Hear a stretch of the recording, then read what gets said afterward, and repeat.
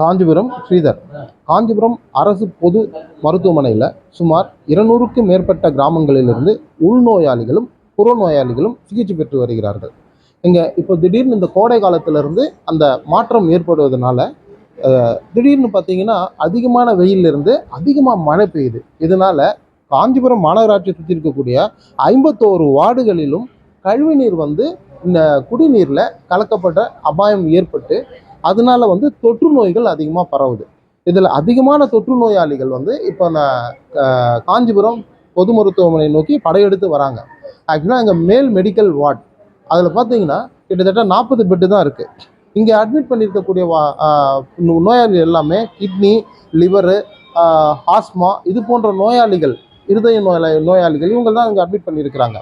ஆனால் இந்த தொற்று நோயால் பாதிக்கப்பட்டு வயிற்றுப்போக்கு, வாந்தி அது மாதிரி நோயால் பாதிக்கப்பட்டவங்கள இங்கே அனுமதிக்கிறதுனா இப்போ 80க்கும் மேற்பட்ட நோயாளிகள் இங்கே தங்குறாங்க. ஒரு பெட்டில் 2 பேர் 3 பேர் படுக்கக்கூடிய அவல நிலை ஏற்படுது. இதனால இந்த தொற்று நோய் இங்கே இருக்கக்கூடிய அந்த அதிகமான அந்த இருதய நோயாளிகளுக்கோ இல்லை ஒரு ஆஸ்மா நோயாளிகளுக்கோ பரவக்கூடிய அபாயமோ அச்சமோ ஏற்படுது. இது மாதிரி பரவுறதுனால இங்கே உயிரிழப்புகளும் ஏற்படுது.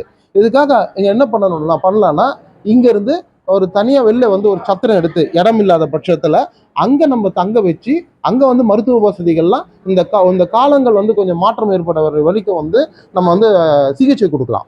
ஆனால் இதில் ஒரு பெரிய பிரச்சனை என்னன்னா, நர்ஸு பார்த்தீங்கன்னா 8 பேருக்கு ஒரு பெட் ஒரு நர்ஸ் இருக்க வேண்டிய இடத்துல ஆனால் 80 பேருக்கு இப்போ ஒரு நர்ஸுன்ற கணக்கில் இருக்குது. ஏன்னா நிறைய நர்ஸுகளை டைவர்ஷன்ன்ற பேரில் எதுக்காக பண்ணுறாங்களே தெரியல, எல்லாரையுமே வெளியில் அனுப்பிட்டாங்க. இங்கே நோயாளிகளை கவனிக்கிறதுக்கு போதுமான அந்த நர்ஸுகள் இங்கே இல்லை.